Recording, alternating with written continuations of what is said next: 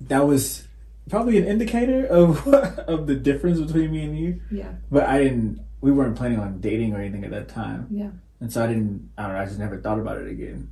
Yeah. But that'd probably be the biggest one. It's like, what kind of life do you want to live long term? Yeah. Because we've definitely had some back and forths about where we want our life to go. And we've had some agreements and disagreements. Yeah. I don't know if you want to go into that more, but your extreme versus my extreme are totally different when it comes to that. But meeting in the middle, because we're obviously not going to get divorced, and I'm not going to be like, this is what we're doing because I said so, and vice versa.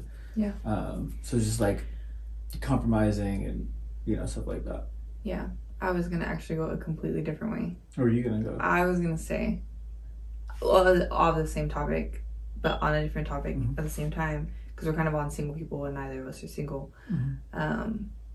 I was gonna say, if anything, 2 single people and 2 parents, make sure you're teaching your children, or if you are single right now, learn to think long term, because they would have never been questions to either you or I. In reality, I would have never thought to ask you, what do you want your life to look like long term? Because I had no idea what I wanted my life to look like.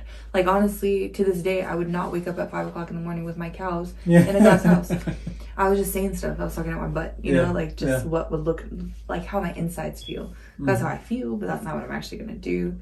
But I feel like single people, regular people, married people, just people nowadays in general don't know how to think long term. They don't know how to think, what do they want in the next 10, 15, 20 years? What do they want their life to actually look like?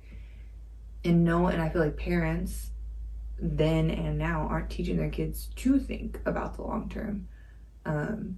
So if you're a parent, make sure you're teaching your kids how to think long term, because they're going to get themselves in something sticky. But to go back, I think... What is the word? What is that word? Not to mediate, you just use it. Compromise. Yeah. To compromise, there's compromising. And yeah, there's some compromising.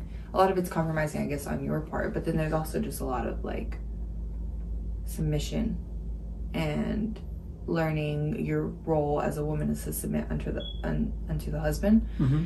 Which women aren't going to like that, but a lot of it is submitting unto the husband. So there are things that I still desire to this day, because although I would be way more into getting cows if you were somebody who would take care of the cows. Yeah. A lot of the realization of why I don't want cows anymore is because I would have to be the one taking and still providing for the cows, and I just can't imagine doing that at this phase of my life. Maybe some other time.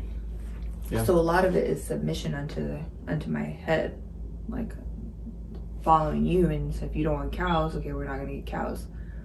And not necessarily because I just don't want them or do want them. It's more so like, I mean, he should have doesn't. I don't want them. I don't want them. But I'm just saying, like, it's not like we don't make decisions. Like, I'm not a dictator in our relationship.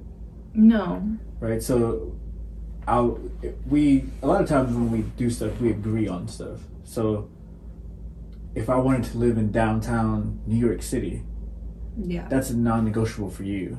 Yeah. But yeah, I'm the head of the household, but I'm not going to be like, well, so what? You're moving to New York City. Yeah. You know what I'm saying? I mean, it's not a non-negotiable, but for me, it's a pretty hard, I don't want to do that. But because you're a good husband, I mean, you're not going to make me do something so far. Yeah. Where, I mean, it might be different if you felt led, like it was...